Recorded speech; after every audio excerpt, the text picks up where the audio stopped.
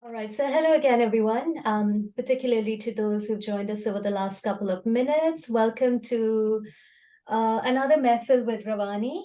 For those of you who are not as familiar with the concept of Mehfils or the word Mehfil, so traditionally in South Asia, artistic and poetic gatherings are known by the term Mehfil. And Mehfil also refers to a specific vibe that these events have and which we hope to recreate today.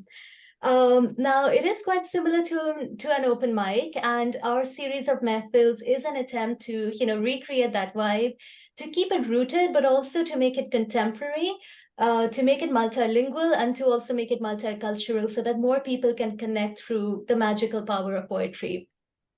Now, I was mentioning a few minutes ago to those of you who joined us early that it's quite exciting that we have a number of people participating in this event from across the world and from different origins and different linguistic backgrounds, which is really very exciting. At the start of the last event, we'd spoken about how poetry and beautiful words connect us through our hearts and minds. And I feel like now more than ever, particularly, the way the world has been over the last few weeks, it's all the more important to preserve the beauty of human connection. And it's probably love and communication that can, heal the world and, heal all the hurt and hatred there is in the world at present. And poetry is a beautiful tool to do that. So I'm really looking forward to this. I'm really looking forward to, the enriching interactions that we would have. Some of you have already shared your wonderful poetry with me. Your profiles are so incredibly rich. So it's quite an honor to be here with you today. To those of you who don't know me, I'm Muniba. I, run Rawanee with the support of, a few other people. Liba's here today. She's been, doing a lot of the heavy lifting of the administration behind the event. We have been around since 2020. Rawanee has been around since 2020. And whilst we stand for a lot of, creative goals, the key one is to enjoy the creative process. Now, Rawanee, as the Urdu word, it stands for creative flow. And the goal for today, more than anything else, would be for everybody to just get immersed in the creative flow, to enjoy the process of sharing the beautiful poems that you've written, the beautiful poems that, of others that have inspired you, and to feel inspired by the poetry that, other participants are sharing. And if all of us can, take that away with us, I would feel like, the event has been a success. The theme for today's event is inspired. The idea is to share, a poem that has inspired you, that somebody else has written, and your own. I am aware that some of you have found it challenging to work with a theme, and that's fair enough. As a creative, sometimes you can't bottle in your creativity, and everybody takes a unique creative approach to that. So the intention is only to give a prompt. How you respond to it is entirely up to you. Just in terms of, the event structure, we did share an email about this, but just to reiterate, we have around 6 minutes of recitation time allowed to each poet. We don't have a problem with it normally, but just as a reminder, we request all participants to be mindful of time so that everybody gets an equal opportunity to share their work. Panel 1 is English poems. Panel 2, which starts about an hour and 10 minutes later, would be multilingual poems in English and, Urdu and Hindi. We do recommend that if you can, you stay till, the full duration of the event. That said, I know it is, everybody has their own schedules. So naturally, there's no compulsion to do that. Now I'm happy to open today's panel 1, which is of English poems. We would, at the beginning, have Margaret reading her poems.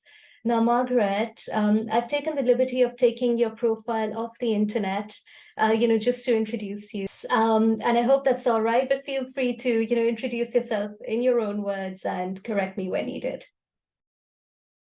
Yes, well, thank you for that. I mean, I've also, I've published another couple of books since this, so I must bring it up to date. And as the review says, that what inspires me really is my background, and particularly I've written a lot of poems about my Catholic upbringing. The other thing that inspires me are people in general, but particularly friends and family. I'm as to poets, I think so many poets have inspired me. I suppose Seamus Heaney is the greatest one because of the Irish connection. My mother was both my parents were from Ireland, though my father grew up in America. So he has to be my main inspiration, I suppose. Anyway, should I get on with reading something now, Muniba? Yes, please. Yes, please. Thank you. So the first poem I'm going to read is really the three things that influenced my childhood, which was well, my parents and my school, I don't know if, I mean, last time we had some other members amongst us who were not familiar with our religion, and but I don't think I need to explain too much to the present participants. But this poem is called Self-Portrait as a Child's Dictionary, and these are all the words that the first words I remember learning and trying to understand as a very small child. I learned artificial at an early age. It was personified in the look-alike leg, propped in a corner of his bedroom. Something to do with war, or was it army? I didn't know the difference. He taught me fractions, how a quarter was 15 minutes on the clock, but 25 cents in a US dollar. He spoke of skyscrapers and sidewalks in New York, but loved the safe pavements of our country town. I struggled to decipher Volia Attekliet on postmarks from this place my mother spoke about as home.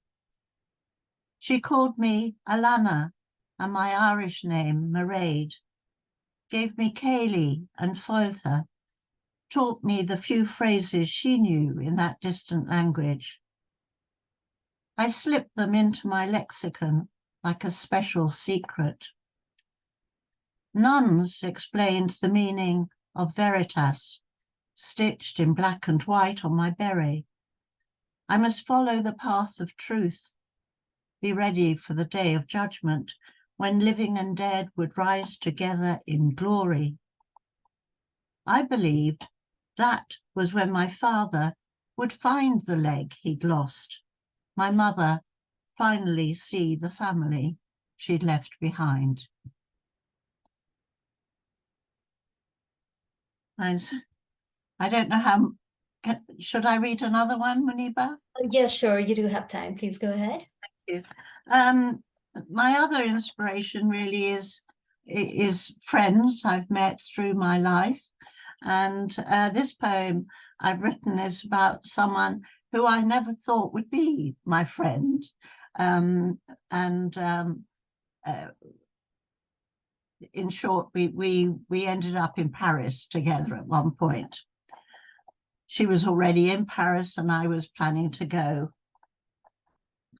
Never meant to be friends. Call me when you get to Paris.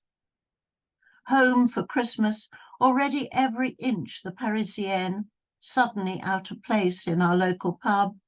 You scribble a string of numbers in the margin of a newspaper. I take the torn off scrap just to be polite, not sure you mean it.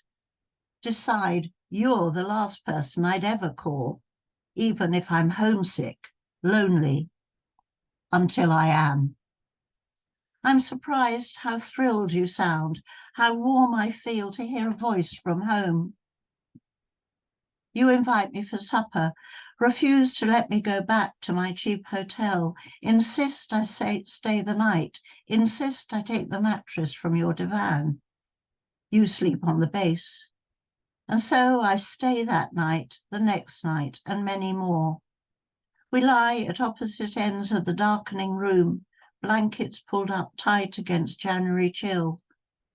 Our voices fill the empty space between us as we share our thoughts, our fears, hopes for the future. Sometimes, on a wakeful winter night, I still hear your voice. Can you hear mine? Thank you. So beautiful. That was beautiful. Thank you. I do have one more, but I don't want to take up any more time than I should. Thank you. Yeah, I think we're at the 6-minute mark, but I really enjoyed hearing, the lovely poems. Thank you for sharing. Particularly, the way the second one progressed and the way it ended as well. Really very powerful. Thank you very much. Thank you. Thank you very much. I'm sorry. We have Gary next. Are we giving people just a minute to read, or should I just start? No, so it's 6 minutes. You can have an introduction. Okay, right. I shall carry on then and get on. So I picked out the first poem I'm going to read is in response to American poet Philip Levine. I love his work. And this really is about my very, very first job. I was still at school and it was in the summer holidays. The long summer. All summer I carried fear of being late, fear of making a mistake.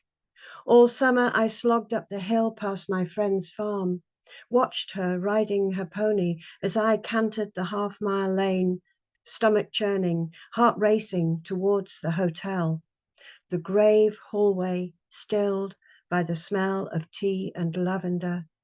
Tall gaping mouths of windows I learned to clean with vinegar water and newspaper. Eileen, starched white and waiting to hand me instructions for the day. Mr. Hawkes, the owner, shuffling past, not speaking, not knowing how much death was in his eyes.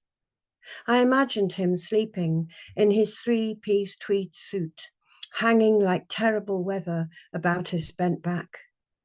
I was allowed only once into the drapes-drawn bedroom, his wife, a prisoner, lying in a weak veil. I was 14, had only seen dead mice and 2 run-over cats. All summer, I learned to lay tables, fold napkins into swans, how fussy some guests were, what it was to be a servant. My legs ached, climbing those stairs to spend an hour alone in an attic room. Distant light through a postcard window. I saw a different view of the village, saw clouds turn day into night, watched rain on roofs and the church steeple shine like rivers. All July, wondering why I was hidden from summer. Was it the blue dress in Taylor's window? The day trip to Morecambe? Is this how life was meant to be? Did my mother want me out of the house for what seemed an eternity? My second poem is really, it's in response to an Irish writer, Galway Kinnell, and it's really about making my first garden and when we first came to this house 40-something years ago. The garden. The girl picking up boulders in the field knows each curlew, kestrel, hare, their dark tracks through morning dew, knows their cries of hunger, mating and nest. The girl picking up boulders to build a wall, dreaming of peonies and poppies, her first garden, stone alive in her hands, glistening like newborns, ancient as storms, finding home in earth. Footings, stones angled just right, heartings, throughs and cans to shed rain.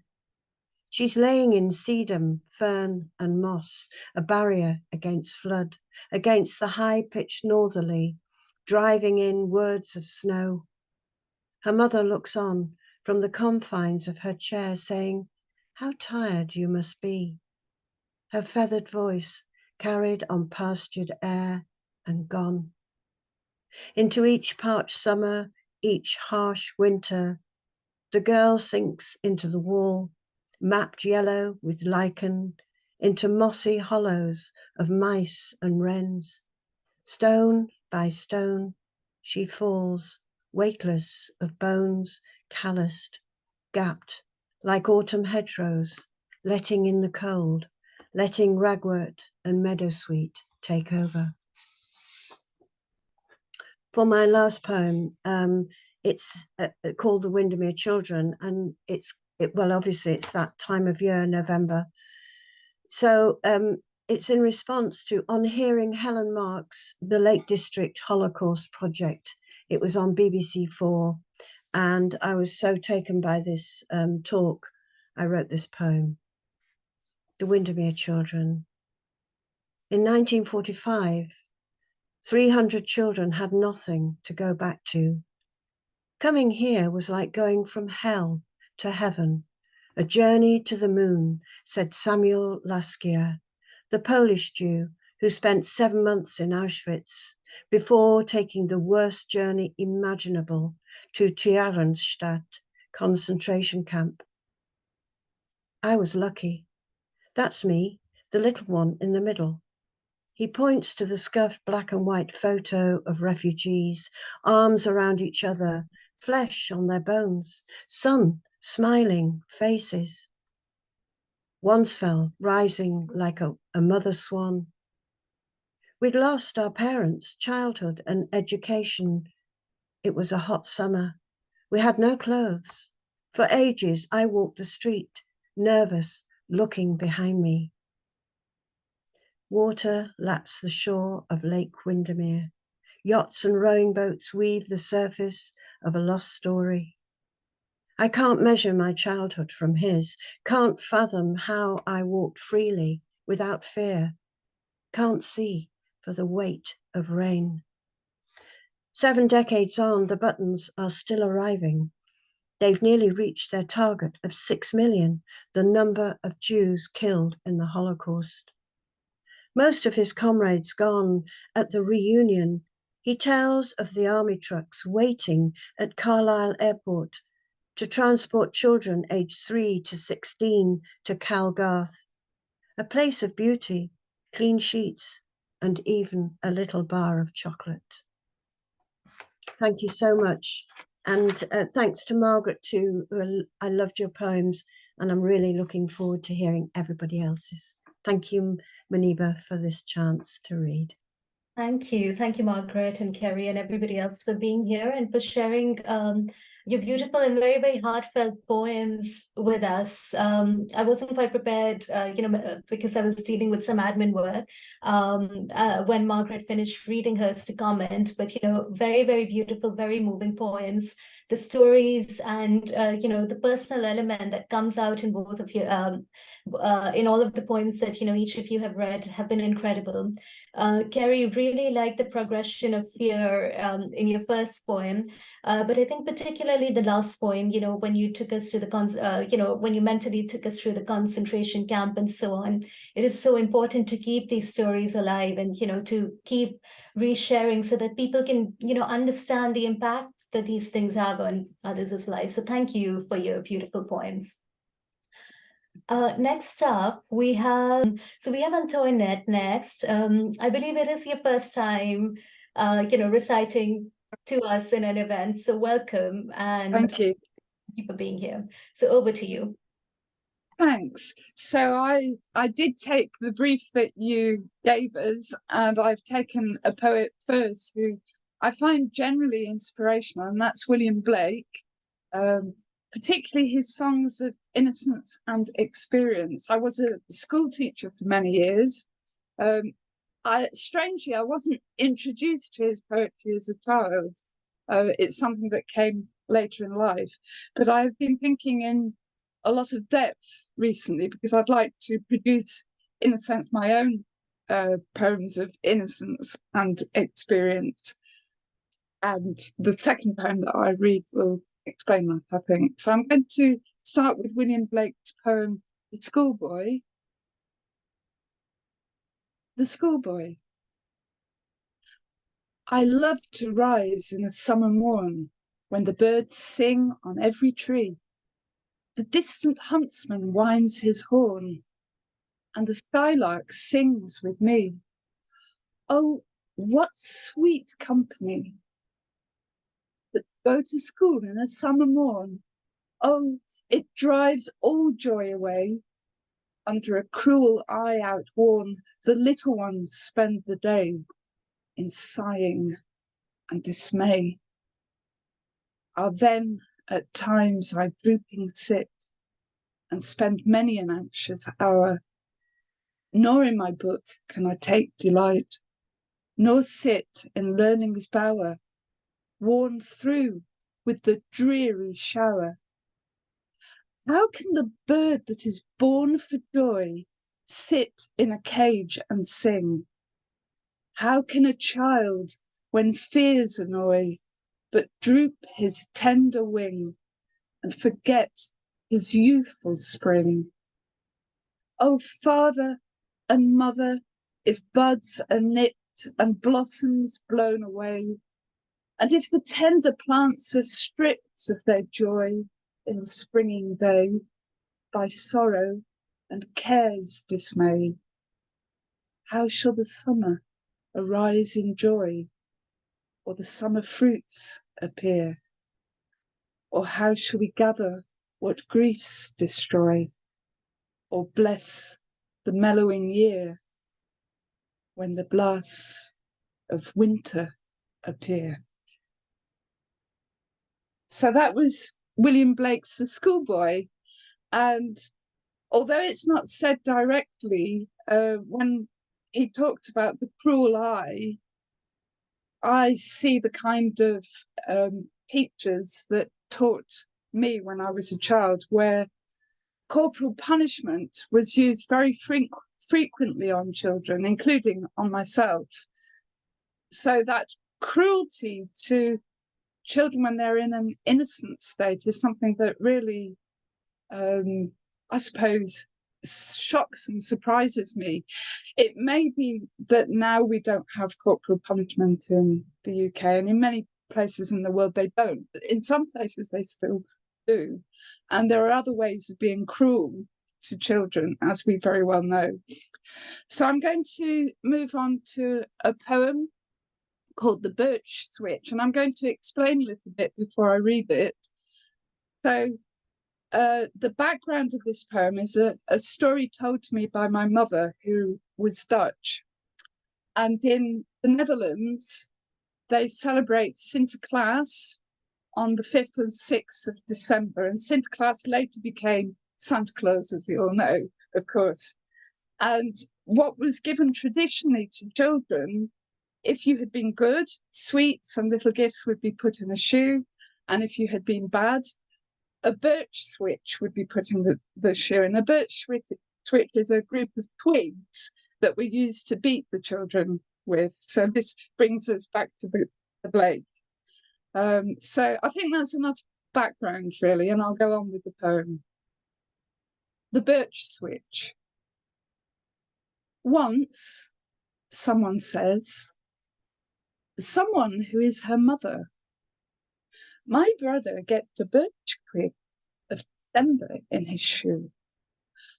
Oh, someone says, someone who was herself then, did Sinterklaas think that little Jan was bad? He was bad, says her mother, bad and wild and clever. He lift the twigs with relish, with zest, she says, and relish, and wave them in the air, and make them switch and sing. You all get the rue then, Jan shouted, laughing, lashing out at all of us, whoosh, smack, zing. The rue, the rod, the birch switch, her later self is thinking. Did the lady of the woodlands, bright and white shining, pity the unruly, pity the children, stung by her stripped sprays. That's it. And that's all I'm going to read, the two poems. Beautiful. Thank you very much. Absolutely love that. I think your poems are beautiful. You've also raised a very important point about kindness to children. I'll take the opportunity to mention that I absolutely love Blake's poems and, songs of innocence and experience as well. And I remember when we read The Schoolboy back in school, and this is a bit of a lighter story. I spent many years, quoting some of the lines to my parents, convincing them that, I'm not meant for, a traditional education system. It didn't work. I am South Asian, but, I think your second poem as well was beautiful. And thank you very much for sharing it. Thank you. All right, next up we have Sarah. Sarah, if you can hear us. Yes, I can hear you. All right. Hello, everyone. I'm going to read two poems. The first I'm going to read is by Louis MacNeice. Looking at the theme of inspiration, the greatest and original inspiration, certainly for me, and I suspect for most people who write poetry, is the beautiful poems we read as children and in our youth. And I will say this very old copy of selected poems by MacNeice has been with me, half a century probably. And so MacNeice takes in his poem Soapsuds, and his inspiration is literally a bar of soap, and it takes him back to his childhood. So again, this poem is inspired by an everyday object and his childhood. So I'm going to read Soapsuds. This brand of soap has the same smell as once in the big house he visited when he was 8. The walls of the bathroom open to reveal a lawn where a great yellow ball rolls backwards through a hoop to the rest at the head of a mallet held in the hands of a child. And these were the joys of that house: a tower with a telescope, 2 great faded globes, one of the earth, one of the stars, a stuffed black dog in the hall, a walled garden with bees, a rabbit warren, a rockery, a vine under glass, the sea, to which he has now returned. The day, of course, is fine, and a grown-up voice cries, "Play!"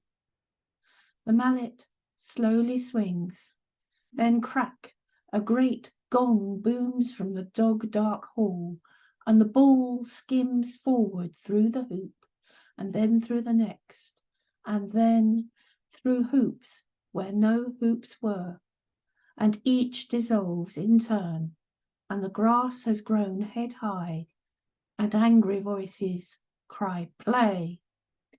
But the ball is lost, and the mallet slipped long since from the hands under the running tap that are not the hands of a child. I think that's a lovely poem. And of course, again, on the theme of inspiration, I'm going to read one of my poems, which is inspired by a period of time in my childhood.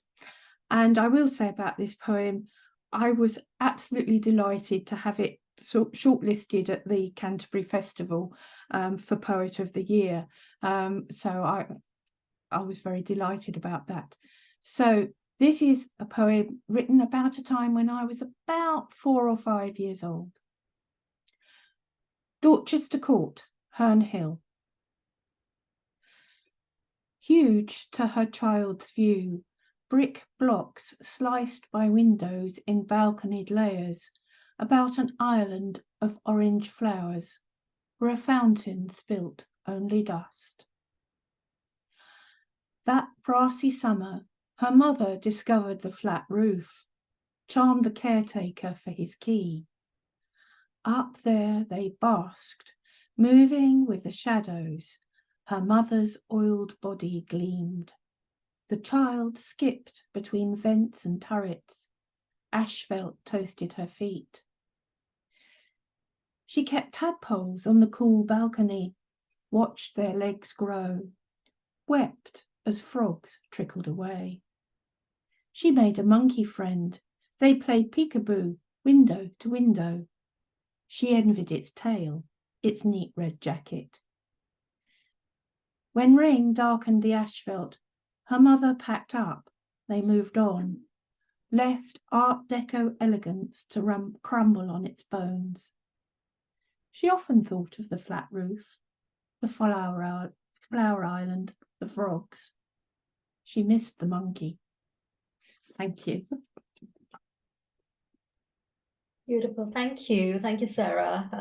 I think it's a wonderful choice to, take poems that, represent your childhood. And I completely agree with you that a lot of poets would find that their poetic inspirations do come from poems that have touched us in the early years and, that somehow stay with us over time. Congratulations for the short list. It is an incredible poem. So, it's great to know that you made the short list, and absolutely love the second poem as well. Very visual, especially when you spoke about the children moving with the shadows, really represented child's play very well. So thank you very much for sharing your beautiful poem. All right, so next up we have Shahryar. If you're with us. Yeah. Yes, I hope you can hear me. Yeah, can hear you all right.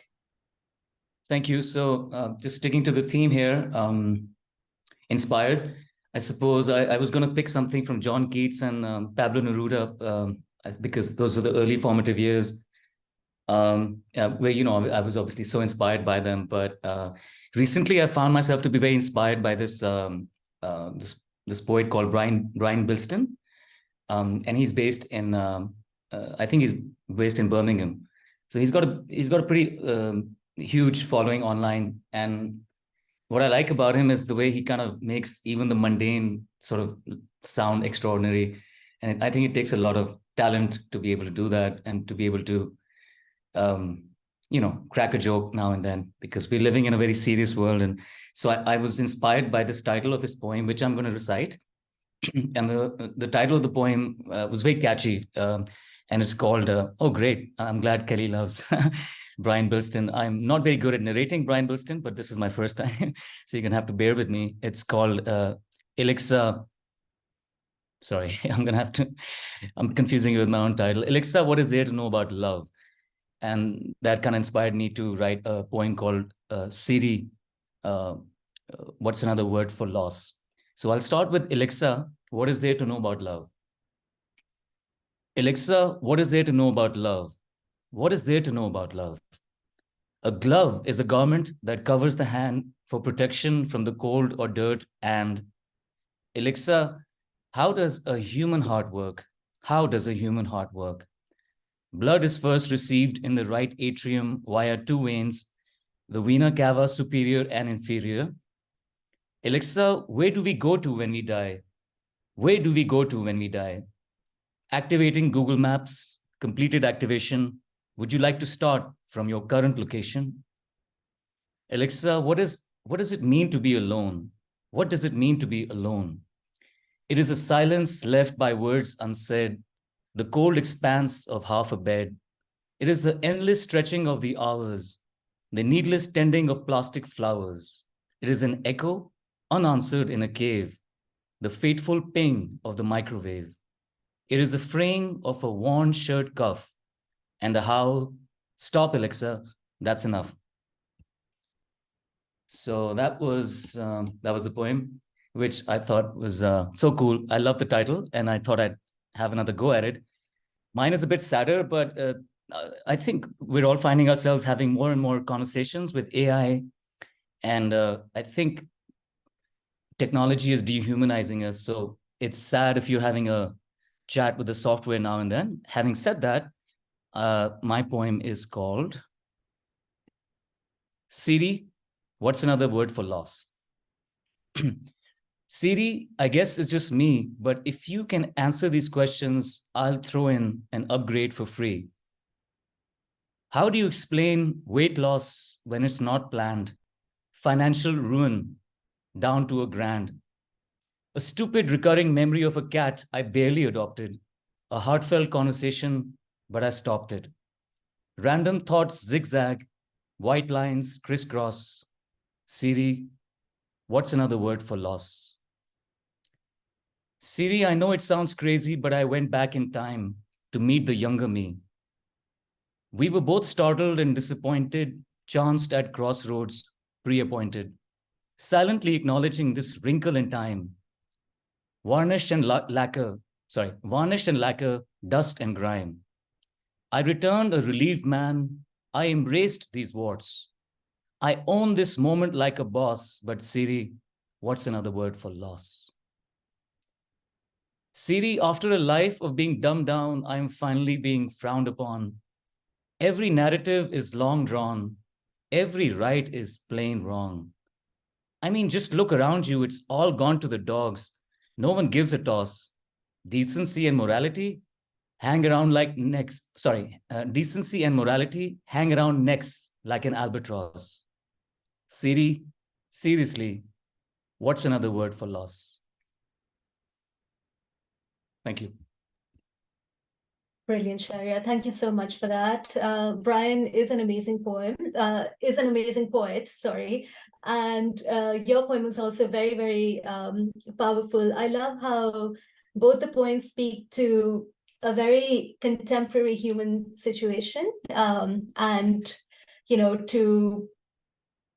represent turning to technology for answers where, probably, the answers would not be aligned to our human emotions the way they ought to be in human interaction. So thank you very much. Very powerful. Really enjoyed that. All right. Next up, we have Susan, who's from Cumbria Stanza. So Susan, over to you. Hello. I couldn't remember if I'd actually sent a biography in, so that's reassuring that there's something there at least. So the inspiration that I have is a poet called Norman Nicholson, who Antoinette will know very well. And he writes of faith a lot, and also often in dialect, well, has a smattering of dialect words throughout it. And there's one poem that sort of has both of these things in, as well as the place around him, and it's called Nobbut God. So I'll just read this out quickly and then read out the poem that I've written in response to it. Nobbut God. First on there was Nobbut God. Genesis chapter 1, Yorkshire dialect translation. First on there was silence, and God said, "Let there be clatter." The wind, unclenching, runs its thumbs along dry bristles of Yorkshire fog. The mountain ouzel oboes its one note. After rain, water lobelia drips like a tap on the tarn's tight surface tension. But louder, and every second nearer, like chain explosions from furthest nebulae, light yearing across space, the thudding of my own blood. It's nobbut me, says God. So in response to this, I have not and nobbut God after Norman Nicholson. It's not God, I allus said when, after working many hours and lifting claggy sod, my father offered credit to an unseen gardener. I strove for faith, belief, to feel that underneath this parlish wonder, one voice, one thrang hand that could cast all asunder had that power. Tried to see how such a hand could smite, yet also write such barry into grains of sand. And all I heard was nought, while I listened for this voice. When I spoke up and sang of nature's harmonies through the violence of storms and floods, words emerged, unfurled, like finger ferns curled like a Fibonacci fetus, shouting at me from a fossiled past.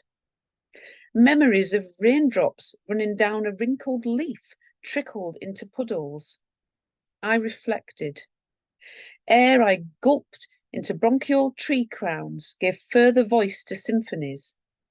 I saw symmetries, felt apricity, smelt petrichor, found heart shapes in a rock or knot of wood, and stars across an apple slice or medlar crown, and made a wish for something, someone out there that made sense.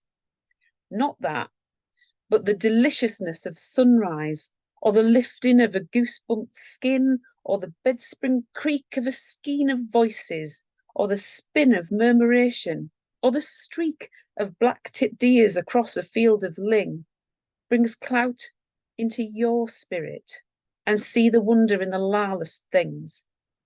There is order and design in nature, and to find this beauty is a blessing. Yes, it's odd, but it's not, I think, but maybe you may think it's nobbut, God. And then I have another poem, if I have time, which is another one which deals with dialect. So it's called This Parlish Land. Learn to step lightly on the land, I tell my lad, for we are but flickering instances on this lava bed. The flish-flash frisks of white, of tails, of cotton, of arses, stipple and dapple and twinkle like stars. And like the stars, this land is ancient and far-reaching, and formed in a time of ice. Distant cousins cover the hilltops and hodden grey the fells. The saddle, scored by snow-filled paths, a lazy snail through blittered grass. We labor, sizel, peltle, blash. We unlock language with a hovering lavrock's wing. We leave our fossile hole where others once have trod and feel the pull of time around us. We will return, as all return, circle our remains to rejoin ash. We are star remnants, a grimmin on the ground, fallen angels. And yet we walk among volcanoes, under glacier tracks. We are all time in a timeless land, dots and speckles under cirrus-spackled skies. We are now in an always moving then, and we step and stotter lightly in this parlish land, knowing it is ours. Thank you. Beautiful. Thank you very much, Susan. Really enjoyed your poems. The imagery in that is beautiful. Also, the use of your words, your choice of words is incredible as well. When you talk about how words emerge unfurled and then shouting at me like a fossil, a fossil past, I believe, if I recall correctly. Very beautiful. And even in the second poem, when you the words time in a timeless sand, those really caught me. So thank you. Very beautiful poems. Thank you for sharing. All right. So next up we have Kenneth. Kenneth, if you're here with us, sorry, I can't see everyone on the screen at the same time. Yes. Over to you. Yeah, I'm here. Can you hear me? Can hear you. All right. Yes. Thank you, Muniba. Thank you very much. Thank you for inviting me. I'm very pleased to be here again. So I struggled to fulfill your rubric and find a poem that had inspired me to write a poem myself. And in the end, I chose something which actually wasn't a poem. But when you set it out on the page, I think it is.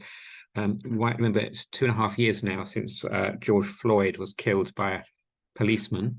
I'm going to read, first of all, his last words as recorded at the time, and then my poem, which is a response to them. So these are the exact words of George Floyd on the 25th of May, 2020. I can't breathe. It's my face, man. I didn't do nothing serious, man. Please, please, please, I can't breathe. Please, man, please, somebody, please, man, I can't breathe. I can't breathe. Please, man, can't breathe. My face. Just get up. I can't breathe. Please. I can't breathe. Shit, I will. I can't move. Mama, mama, I can't. My knee, my nuts. I'm through. I'm through. I'm claustrophobic. My stomach hurt, my neck hurts, everything hurts. Some water or something. Please, please, I can't breathe. Officer, don't kill me. They're gonna kill me, man. Come on, man. I cannot breathe. I cannot breathe. They're gonna kill me. They're gonna kill me. I can't breathe. I can't breathe. Please, sir, please, please, please, I can't breathe.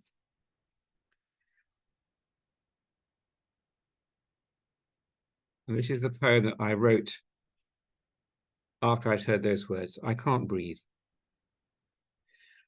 I can't breathe. My face, my chest, my nuts, my legs. Sponge lungs drowned, suffocate. This gon' kill me, man.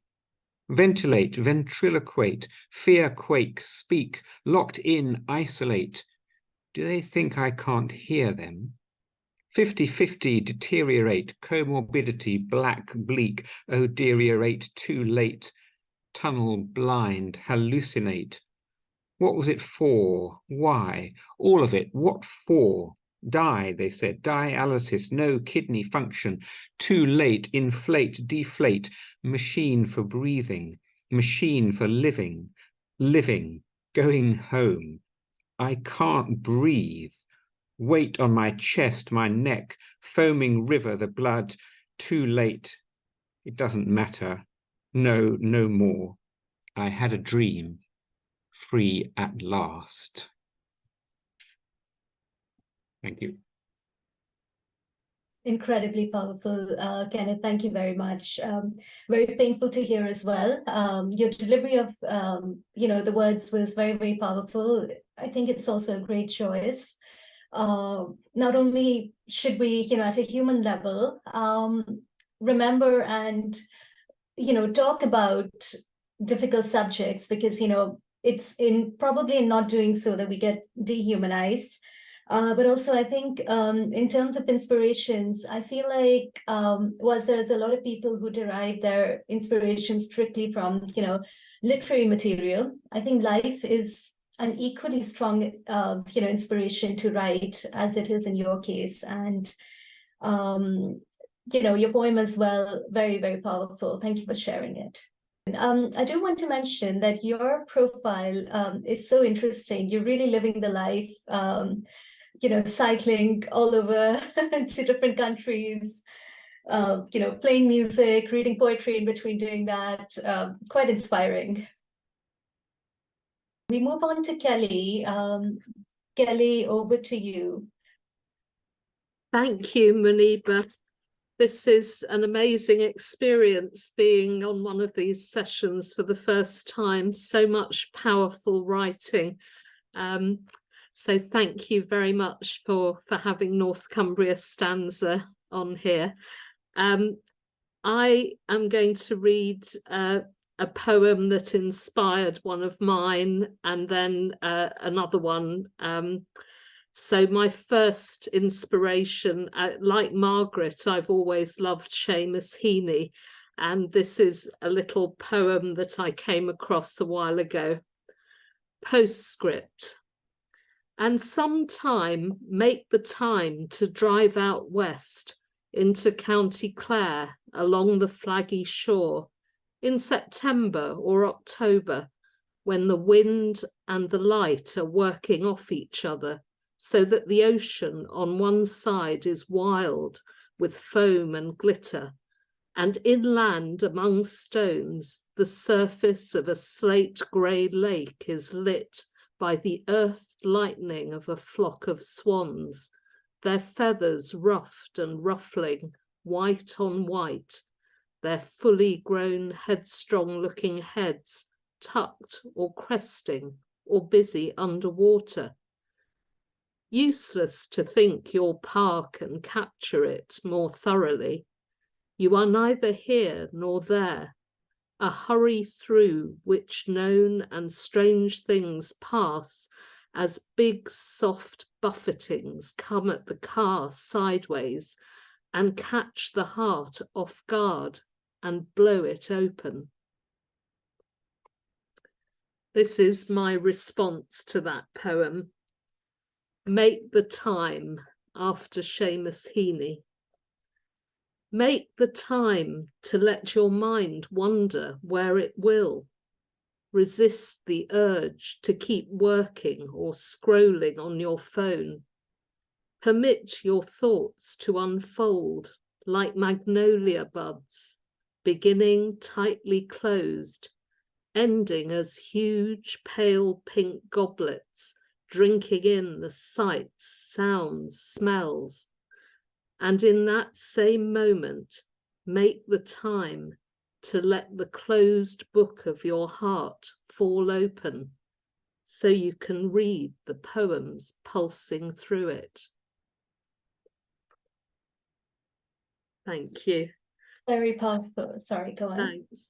And my second inspiration is one of my favourite Shakespeare sonnets, followed by my modern response to it. Sonnet 73. That time of year thou mayest in me behold, when yellow leaves, or none or few, do hang upon those boughs which shake against the cold. Bare ruined choirs where late the sweet birds sang. In me thou seest the twilight of such day, as after sunset fadeth in the west, which by and by black night doth take away, death's second self that seals up all in rest. In me thou seest the glowing of such fire, that on the ashes of his youth doth lie, as the deathbed whereon it must expire, consumed with that which it was nourished by. This thou perceivest, which makes thy love more strong, to love that well which thou must leave ere long. After Sonnet 73. Don't write me any love songs for the young, for what they know of life is sparse at best. On waves of tinder passion they are flung, they swipe and click and seldom pass time's test. But those of us whose hair is touched with grey, who know the words of those autumnal blues, prefer the gentle twilight to the day, and trade the sudden blaze for the slow fuse. So knowledge is denied to careless youth.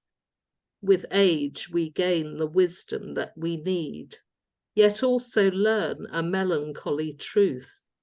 We are consumed by that on which we feed. At last we know that love is what life's for, and life is short, so we love even more. Thank you.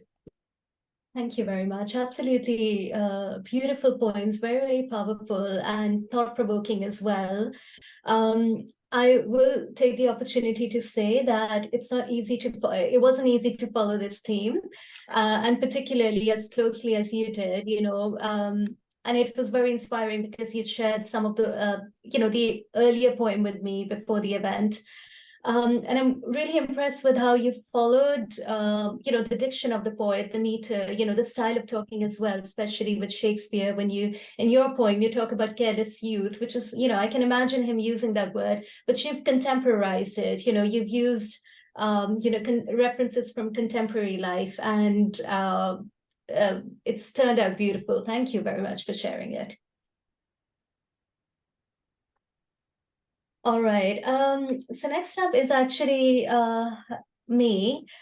Now, I apologize for, the roundabout introduction that you'll see on the screen. I never quite know how to introduce myself. I say too little or too much, and it's often not relevant. But briefly, I would say I'm a bit of a mental nomad.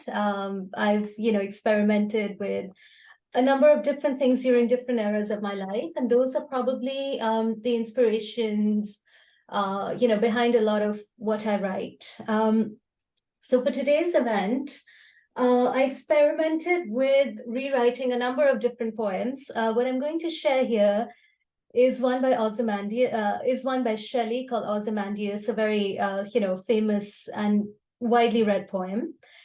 So I'll begin.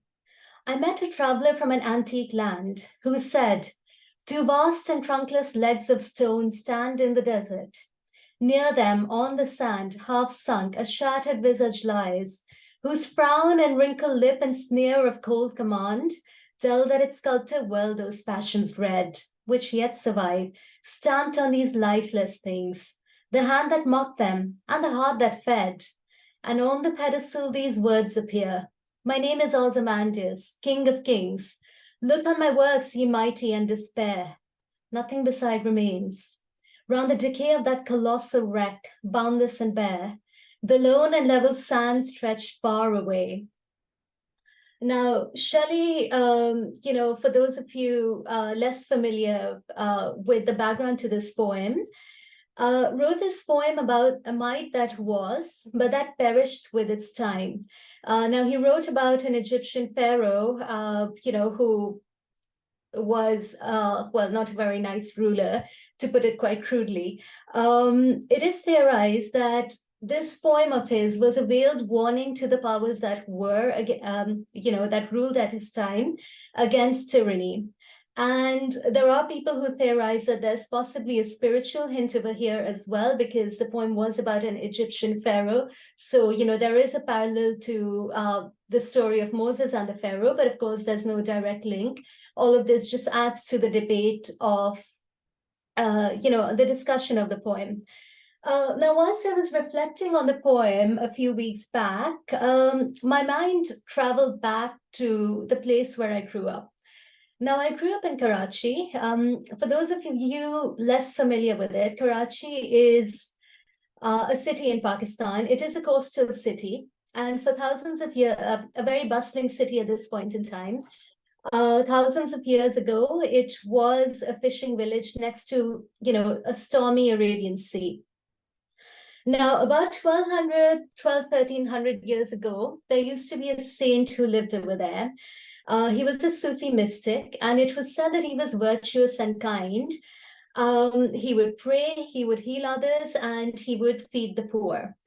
Now, legend has it that in his time, he had the power to calm the sea, and the fishermen would then be able to go out into the calmer waters of the sea and earn their livelihood.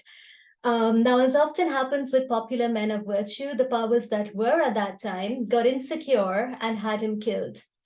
But his devotees carried him to the shore, and they built a shrine on a small hill.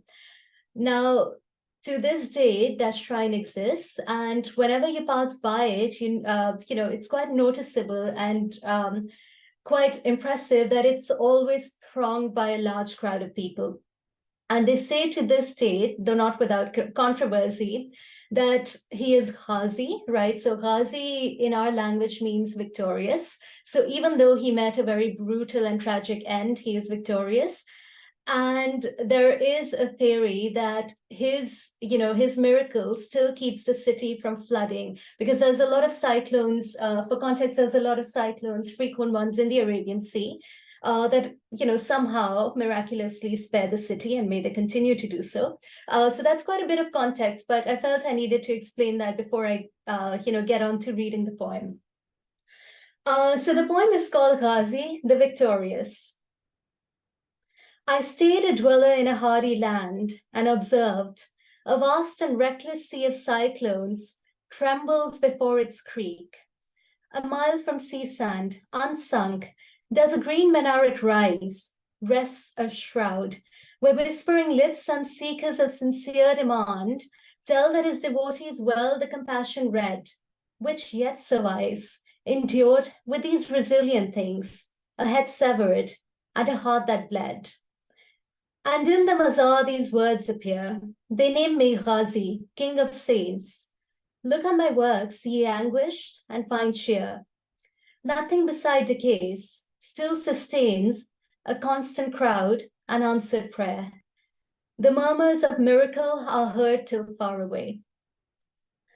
So that's my poem, that I wrote in response to the first one. So thank you. Those were the poems I wanted to recite. I would thank you for the comments. I'm just reading some of them. I will now hand over to Mariam, who is next to read.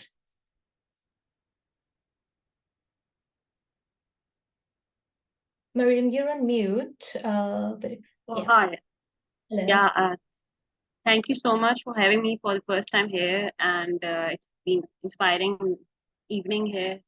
So I will start, and the first poem is following the theme, Telescope by Louisa Clark. I will recite that poetry, and then the one that led to be inspired from this is next after this.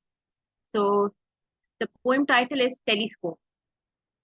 There is a moment after you move your eye away when you forgot where you are, because you have been living, it seems, somewhere else, in the silence of the night sky. You have stopped being here in the world. You're in a different place, a place where human life has no meaning. You're not a creature in a body. You exist as the stars exist, participating in the stillness, the immensity. Then you're in the world again. At night on a cold hill, taking the telescope apart. You realize afterward, not that the image is false, but the relation is false. You see again how far away each thing is from every other thing. That was the poem by Louisa Clark, Telescope. The poem that is inspired by this is titled, that is written by me, Spectrum of Collectural Beauty. Spectrum of collectural beauty. There are times when we collapse to rebuild on the floor, the bridge, a train, and in a room, because we have been living in an autopilot mode, in that spectrum of thunder, like speed of sound. You do not see this coming at all. Now, in between two worlds, you wonder, is this a new life or the previous render? You see yourself in a state of anesthesia, and as you gasp for the air, you called your mother. Now in the hospital room, where death and birth cease, a connection and a universal message comes through. What's the point of chasing those who didn't enter the room? Close and far away, along and alone came to a standstill point. As the doctor stitched the surgical parts, the threads and motifs of autumn renew, regenerate the old cells, brought the collectural beauty, and your mother's in ways never before. You realize it is just you left now to go the distance in new life. As I see it now, do you see me now too? That's it. Great. Thank you very much, Mariam. Very, very nice poems. The spectrum of thunder, autopilot mode, all of that, very, very nicely done as well. And I am conscious that you had to rewrite your poems shortly before the event. You were intending to read something different. So thank you for doing that. And, it's all turned out very well. Thank you. Thank you so much. All right, so our final poet for this panel would be Ingrid Wong. Ingrid, if you're with, yes, you are. Ingrid, over to you. Hello, can you hear me? I can hear you all right, yes. Yes, so I'd like to start off by reciting two poems by two poets who are also from Hong Kong who have greatly inspired me.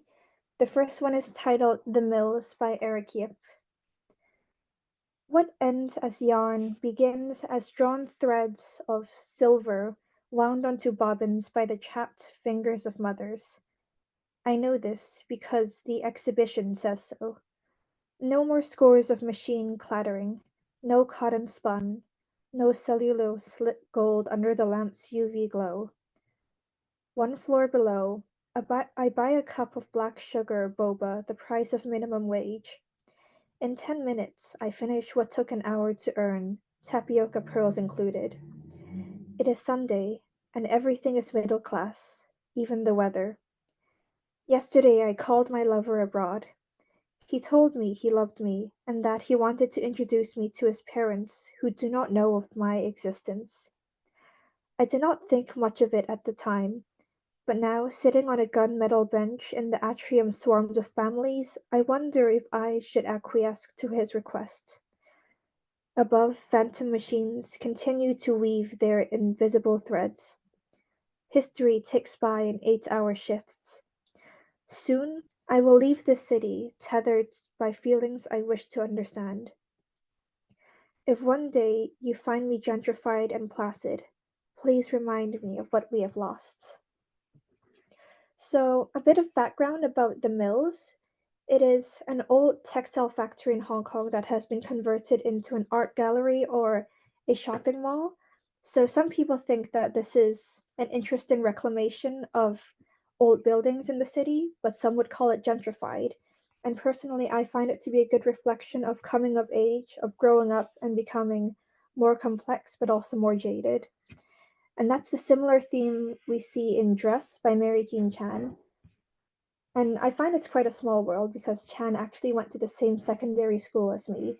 So that's what made this poem very inspirational since I share their experiences. The same uniform for 12 years. A white skirt, blue collar, blue belt, blue hem. A dark, no-nonsense kind of blue. White as snowfall in Eden. You washed it every single day, made sure you ate in small bites, always wore an extra pad so none of the blood could seep through. You began wearing that dress at the age of 6, your skin haunted by the British flag, so you could be Chinese with English characteristics. Each time you wore it, you shut your body up. Some girls wore theirs short, discolored, tight. Head girl, you reported them to the office of the headmistress for inappropriate behavior, kept your dress at just the right length. Most mornings, you see the face of a boy in the mirror. You expect to fall in love with him. Meanwhile, your fingers brush the wrist of another girl as you jostle into the assembly hall, and you understand that sin was never meant to be easy, only sweet. What memory might light up the pond you sat beside in dreams, eyeing so much depth it would be years before you dared? What curvature of tongue might you taste, as if another's breath were blessing? One night, you find yourself kneeling beside the pond. You dream. A voice says, "Hell is not other people." You slip into the blue water, stripped of the glowing dress you wore for thousands of days. And the poem that I'd like to share is titled Feast, which is about the experience of going to a family dinner, typically for special occasions. It's a very interesting experience because you're in this large, lavish, but unfortunately usually rather tacky restaurant, surrounded by tens or dozens of your family members, many of whom you only meet a few times a year, and you expect to be familiar with them, but typically are not. Slippery crimson fabric, blankets rough wood, a round table of the bloodbound. Shrink in the velvet-lined chair, staring at bone china, white as snow that doesn't fall here. Be sure not to mix up the 2 sets of chopsticks, but it'll happen anyways.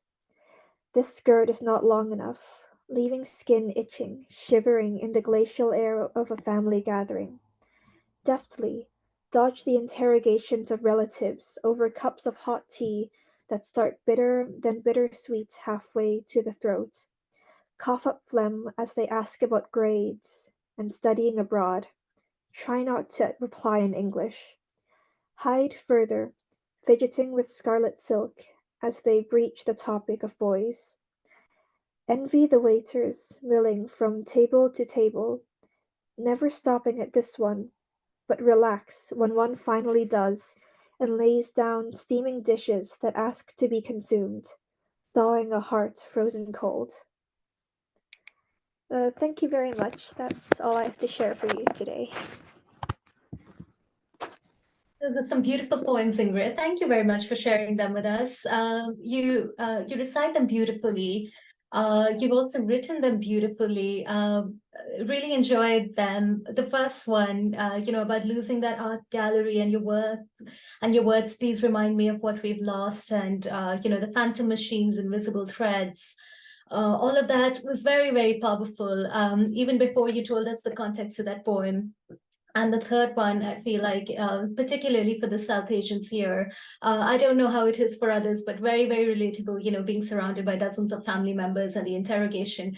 But to have that, to present that in a poem as vividly as you have, it's really very enjoyable to listen to.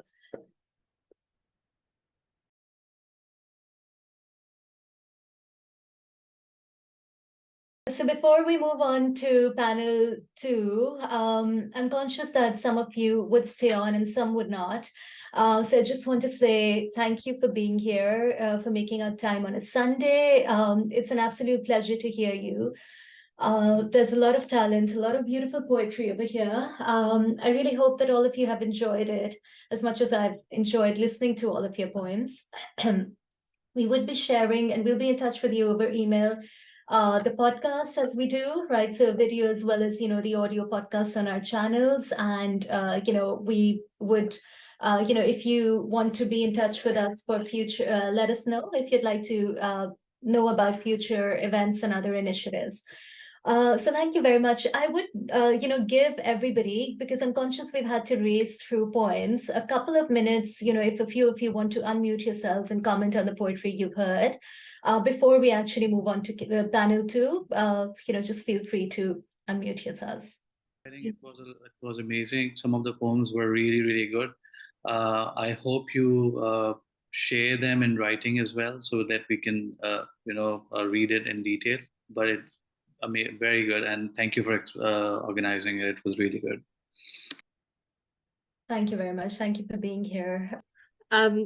Yes, if there's time, I was just going to say, if people enjoyed my modern response to the Shakespeare sonnet, there will be a few of those in a collection that I'm having published next year called The Lost Art of Ironing.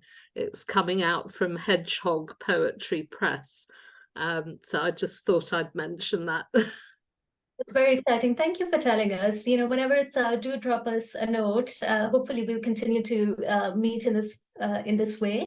But do let us know, and we would share with the wider community. Thank you. All right. Once again, thank you, everyone.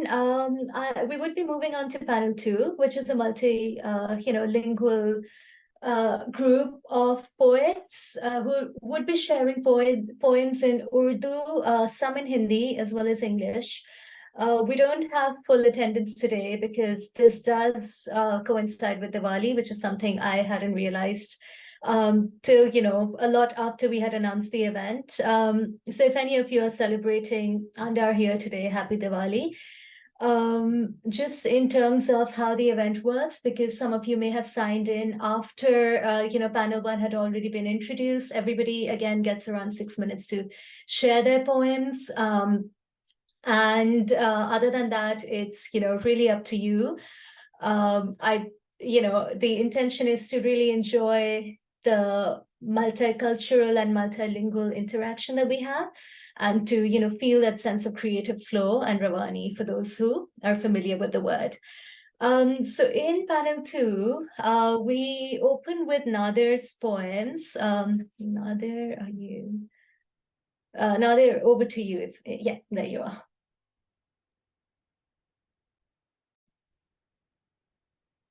Okay, hi everyone. This first one is about Palestine, what is actually happening at the moment over there. I've tried to capture it from different perspectives of people who are there and who are seeing it from outside. Here it goes. I report live from Palestine, where life of late's been cheap. I see genocide intertwined with Holocaust taking a peep. I midwife in Palestine, where mothers rarely weep, martyred by this Frankenstein towards paradise, who then leap. I see some connive in Palestine. against those who offered a keep, first movement who confine, then bomb them in their sleep. You wouldn't survive, O Palestine, if the brethren acts like sheep, and the watchdog like a concubine, from warmongers which shall reap. But you will revive, O Palestine, and at last will be that creek, all part of the grand design. As the sea split, the river shall see. So this is the one I had in Urdu, in English. And can I go ahead with the Urdu one now, Muniba? Yeah, sure. Go ahead. Okay. So this one was partially inspired by one of the verses by Allama Iqbal. Hazaro saal nargis apni benuri pe roti hai. So I had written something in English in response to that, and I ended up translating it, so it's now back in Urdu. And here it goes. It's called Yearning of the Words. And here it goes. वो अल्फाज के रिश्ते हैं, रातों में जो दिखते हैं, बेखाबी के रखवाले. जैसे नरगिस इंतजार करती है, सदियों को टकरती है, हत्ता के शायर लिख डाले. अल्फाज जो मिल नहीं पाते, कह सकते तो कहलवाते, कभी तो कोई बुलवा ले. बस भेस बदल कर आना हो, जज्बे से यूं लहराना हो, के बारीकता दिल लुभा ले. फिक्रे यूं रक्स करते हैं, सितारों के नुक्स पकड़ते हैं, के फरसूदगी भी फरहत पाले. हुरूफ आपस में लिपटते हैं, मेरे हिस्से में बटते हैं जब तक मुयस्सर उजाले. वो जानेंगे तब इस लगाव को, हर रात लगे इस घाव को, जब सुनेंगे मेरे नाले. Thank you. Thank you very much. Brilliant, Nadir. Before I comment, do you have the English one as well? Because for the rest of our audience, it would be good to, hear the, the translation of this, or in this case, the original one. It will just take a moment. That's fine. I should have.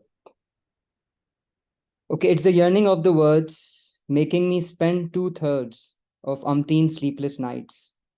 Like the daffodil patiently waits for 1,000 similar dates, till the poet finally writes. Words, prose may never neighbor. Mind you, it's not the labor, yet somehow no one invites. To this perpetual masquerade, where all emotions are arrayed, and subtlety is what delights. As phrases, they carelessly waltz, and stars outnumber our faults. It's cliched, yet still excites. As alphabets horizontally entwine, and sadly, they're only mine, till someone turns off the lights. Knowing this yearning of the words held me captive for 2/3 of umpteen sleepless nights. Thank you. Beautiful poems, Nadir. Thank you very much for sharing. So the first one, it speaks to a very, a current and very serious issue, and very, very powerfully.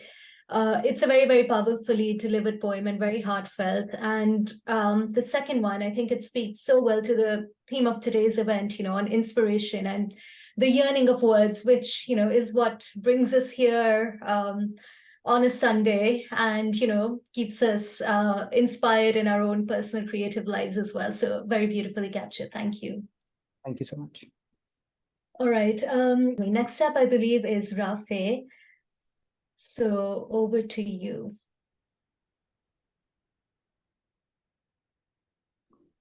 Yeah, thank you so much. So all of my early poetry was inspired by primarily American songwriters and I would say lyricists. Some of them are poets too, like Bob Dylan, for example. And the poem that really inspired me initially was also one by John Lennon, which is Imagine. So I wrote this poem a lot of years ago, but I have been continuously updating it till recently. So it has taken a different shape now, but it is initially inspired from there. It's called Imagine a World. Imagine a world where love is gone, but lust remain. Imagine a world where love is gone, but lust remain, where religions lose, but rituals gain, where friends are gone, but connections remain, where the warmth has left but relations maintain, where the ingenuity is gone but the art, but where the ingenuity is gone but the poetry remains, where the creativity is gone but art sustains. This, my son, is the world will give you. It ain't pretty, but it's true. Imagine a world where books are published but readers have fled, where books are published but readers are dead, photos are taken but viewers have fled, where museums are open but people in bed, where politicians flourish but leaders aren't bred, preachers give sermons but scholars aren't heard, instructors give lessons but teachers are blurred, where music is assembled but listeners are deaf, where cooks are aplenty but ain't no chef. This, my son, is the world will give you. It ain't pretty, but it's truth. Where robots will rule and machines will lead, where AI brains will live and feed, where wars are launched for fun and game, humans are hunted for wins and fame, where people kill for greed and hunger, where people are killed for greed and hunger, where people don't but possessions matter, where love is kept, in museum cases and compassion only seen in historical places. This my world is the world.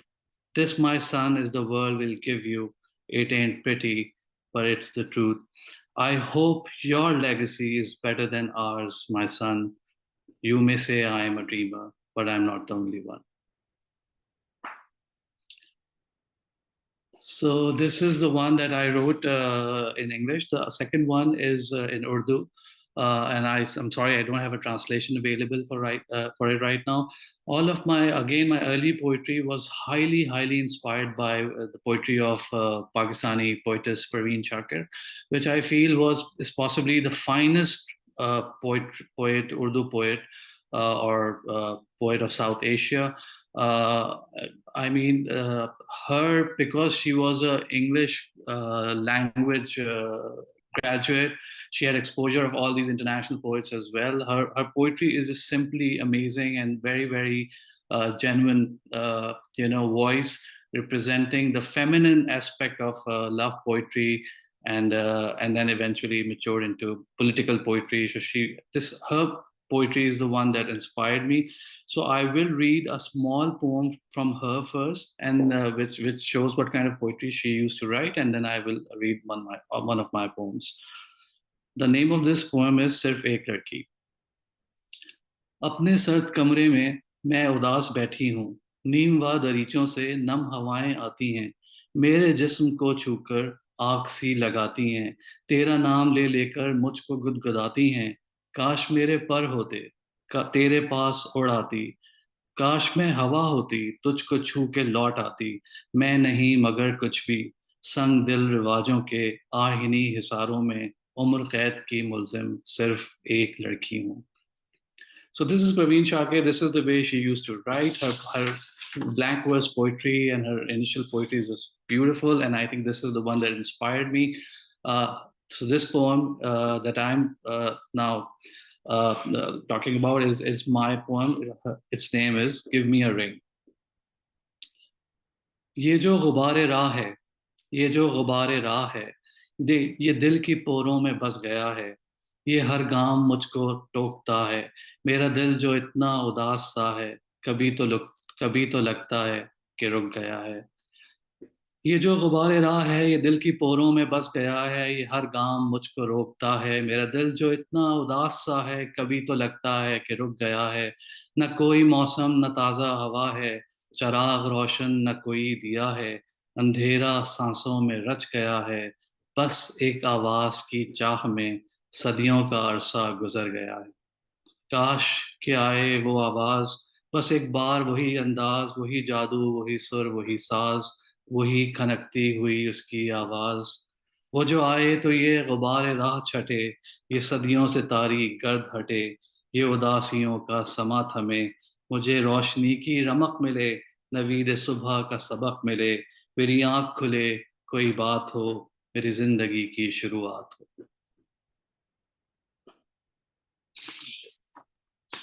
This is me. Thank you so much. Very beautiful. Thank you. Both the poems were very beautiful. The inspired one, the Urdu one, as well as, the earlier English one.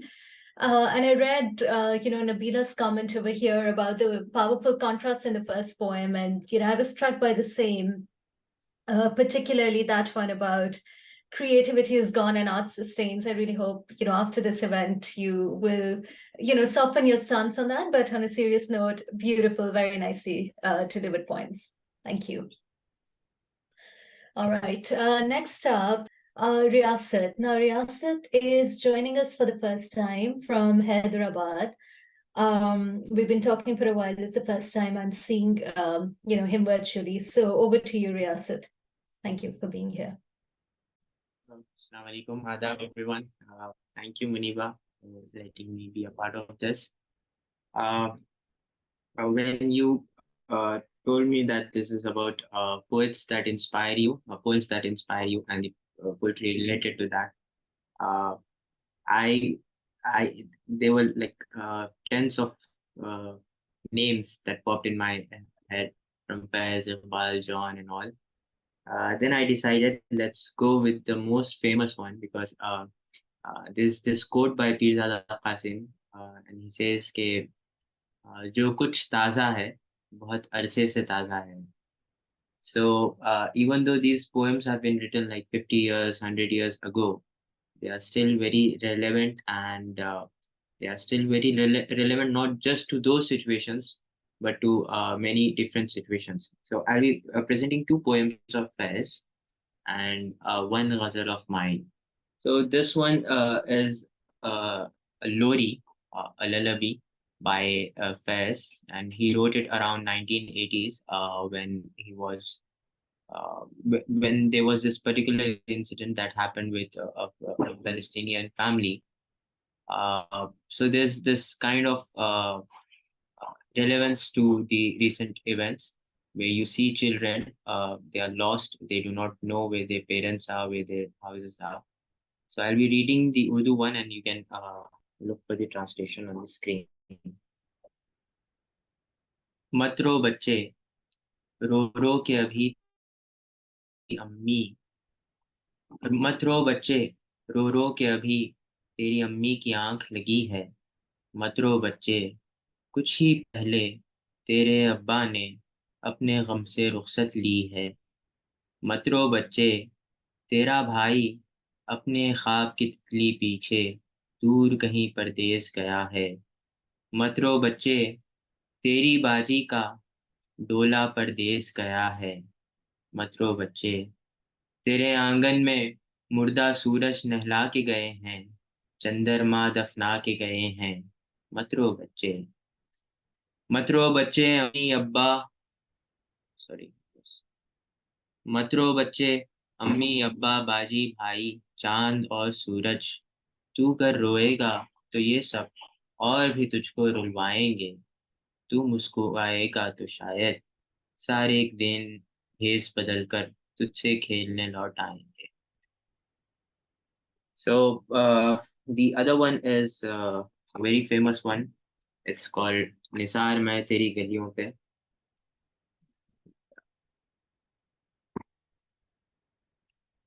Nisar मैं तेरी गलियों पे वतन के जहां, चली है रस्म कि कोई न सर उठा के चले.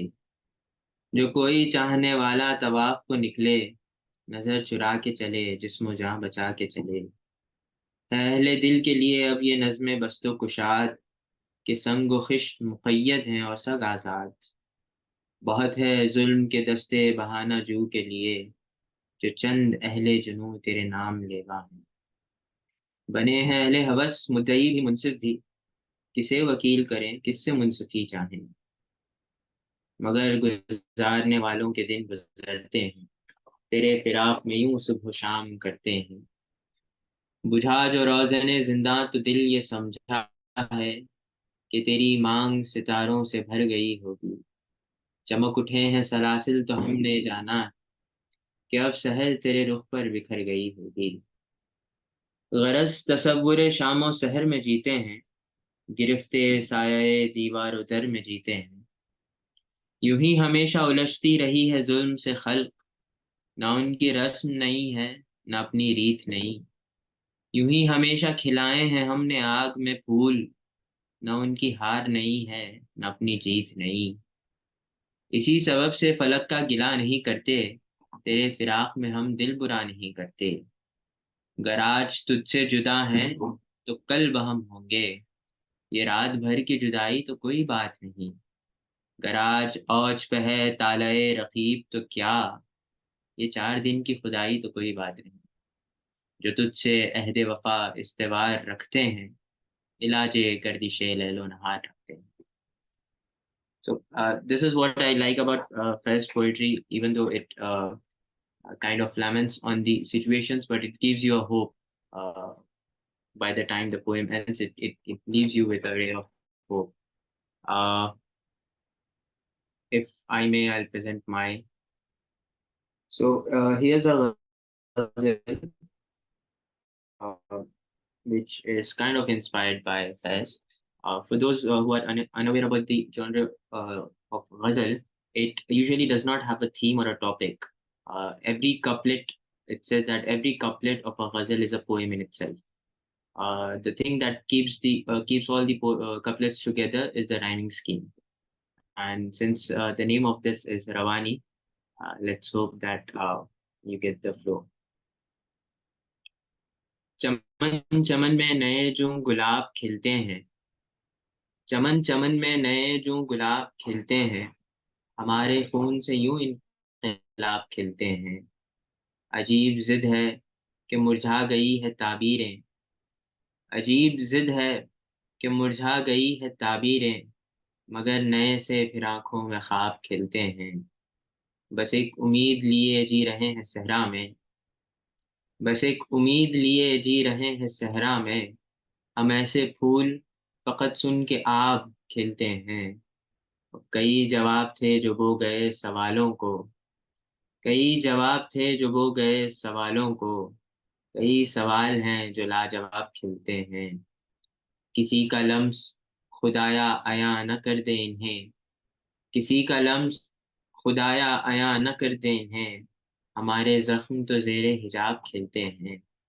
और बुझे बुझे से चराहों की रोशनी लेकर, बुझे से चराहों की रोशनी लेकर, हमारे साये में फिर आफताब खिलते हैं। चमन चमन में नए जो गुलाब खिलते हैं, हमारे खून से यूं इनकलाब खिलते हैं। बहुत शुक्रिया। Very beautiful. Thank you. Bahut shukriya, Riyasat.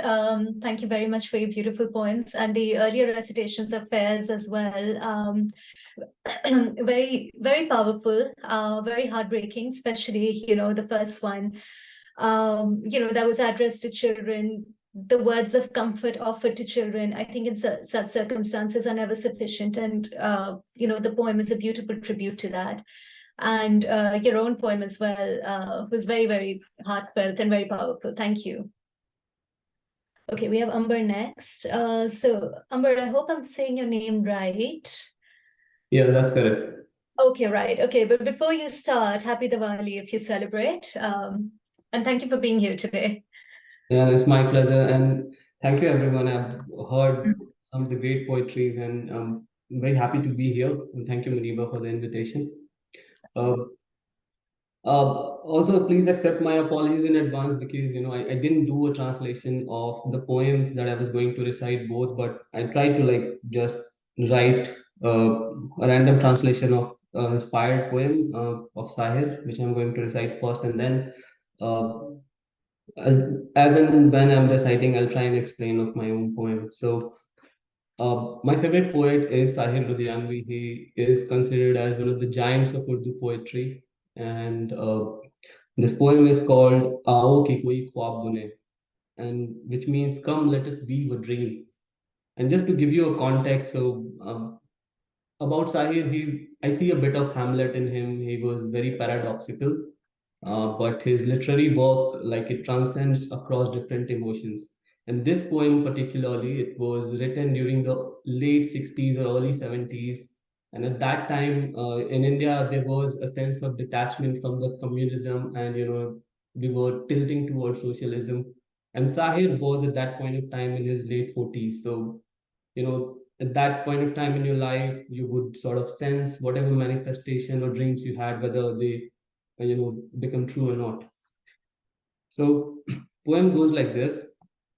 आओ कि कोई ख्वाब बुने कल के वास्ते, वरना ये रात आज के संगीन दौर की, डस लेगी जानो दिल को कुछ ऐसे कि जानो दिल, ताउम्र फिर न कोई हंसी ख्वाब बुन सके.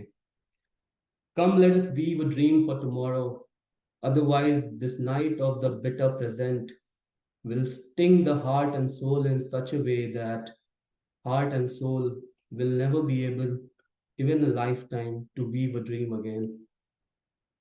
गो हमसे भागती रही ये तेज गाम उम्र, ख्वाबों के आसरे पे कटी है तमाम उम्र. Although nimble-footed life has always raced ahead of us, we have tried our best to keep the pace with our dreams. जुल्फों के ख्वाब, होठों के ख्वाब और बदन के ख्वाब, मेराज फन के ख्वाब, कमाले सुखन के ख्वाब, तहजीब जिंदगी के फरोगे वतन के ख्वाब, जिंदा के ख्वाब, कूचे दारो रसन के ख्वाब. I have lived all my life in dreams, dreams of beauty stresses, her lips, her contours, dreams of artistic ardor, poetic prowess, dreams of civilized living, of nation's progress, dreams of prison houses and of public executions. ये ख्वाब ही तो अपनी जवानी के पास थे, ये ख्वाब ही तो अपनी अमल की असास थे, ये ख्वाब मर गए हैं तो बेरंग है हयात, यूं है कि जैसे दस्ते तहे संग है हयात. These dreams were the marrow of my youthful days, and they were the essence of activities I was nourished with. If these dreams were to die, life would just be colorless and go pale like a hand caught in a boulder. आओ कि कोई ख्वाब बुने कल के वास्ते, वरना ये रात आज के संगीन दौर की, डस लेगी जानो दिल को कुछ ऐसे कि जानो दिल, ताउम्र फिर न कोई हंसी ख्वाब बन सके. That was the poem I wanted to recite. Then my own poem, apologies again, I haven't done the translation, and it's a bit of a long poem, not very long. So what I'll try to do is, it's a 3-part poem. So as in when I'm finishing a section, I would try to give you like a TLDR or a gist of what the thought is about or the poem is about.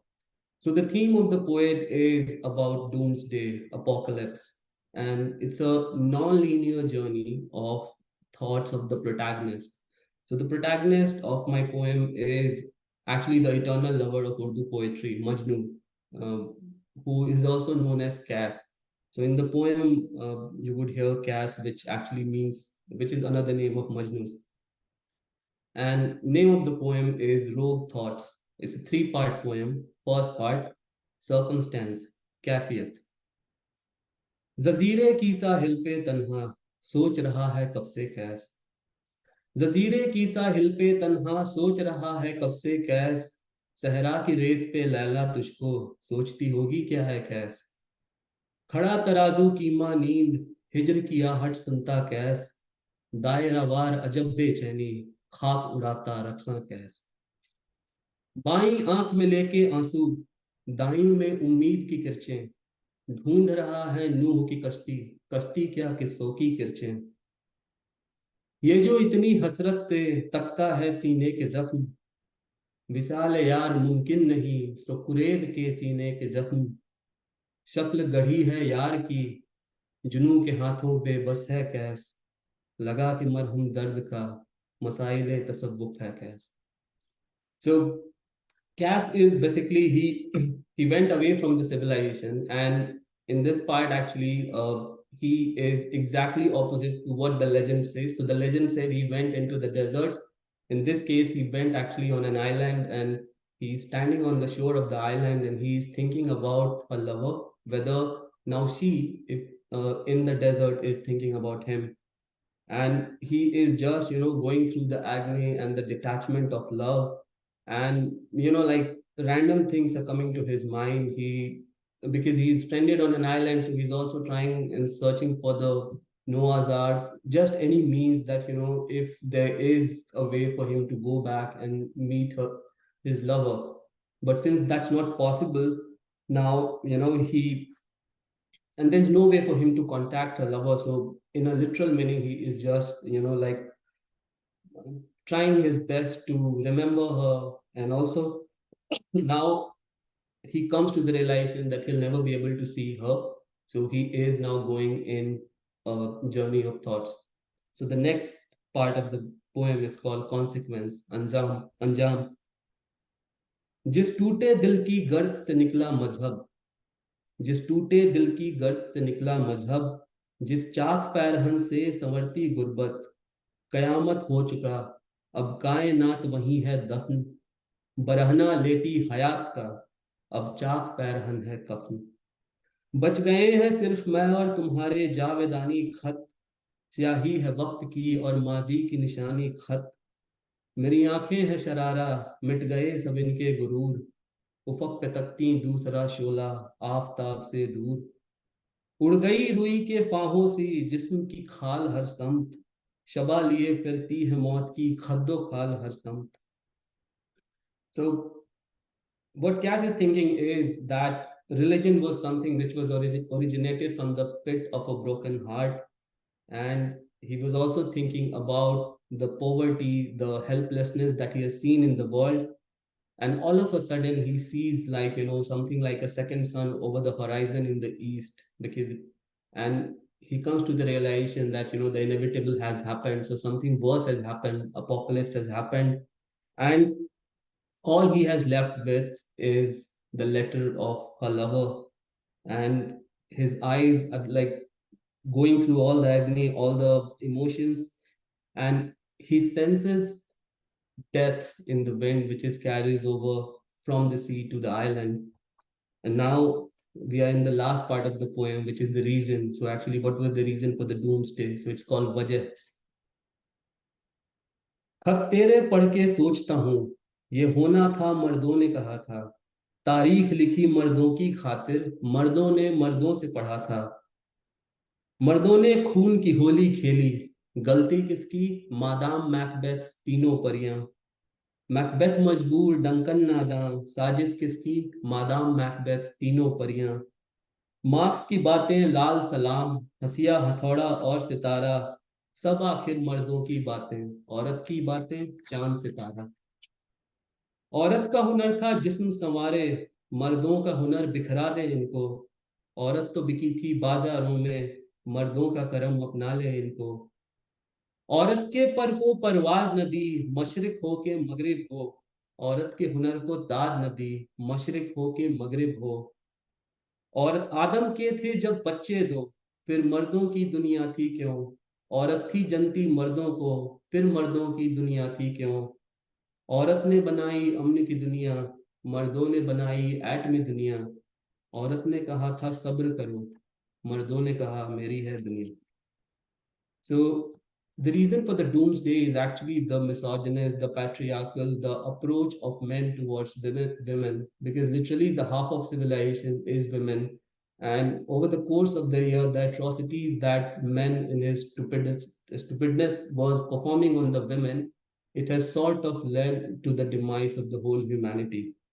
So Cass, the protagonist, is reading the letter, and while reading, he sort of realizes all the atrocities that were performed on the women. He understands that doomsday will happen, even this was told by men. He realizes that men wrote history, men taught history, and it was designed for men. He also understands that he draws a conclusion that a lot of the classics, even like, I have taken the example of Macbeth, where it was the men who performed the blood bath, but very conveniently it was imagined that the three witches and the Lady Macbeth was responsible for it. Duncan was innocent, Macbeth was helpless, and it was all done because of the three witches and the Lady Macbeth. So like literature and art is full of such examples where you are open to draw conclusions. Then he also realizes that, like, say, for example, all the intellectual conversations, like, Das Kapital, Marx, Industrial Revolution, long live revolution, all the tools that men has discovered, all these things, like war and all these things are considered to be properties of men. What about women? Tenderness and moon and sky. That's it. No intellectual conversation, not giving them empathy, not understanding about their perspective. And then in the end, he also thinks about that it was considered that, a woman's job is just to look pretty, and a man's job was just to like either mess with it or give her recognition. And men actually, be it in the East or the West, they never encourage women to go out and achieve the impossible. When Adam had two sons, men and daughter, then why the world belonged just to the men? When women was giving birth to men, why the world belonged to the men? Women created a world of peace, men created a world of atom bombs. Women told men, have some patience. Men told, no, the world is mine. That was the point. Thank you.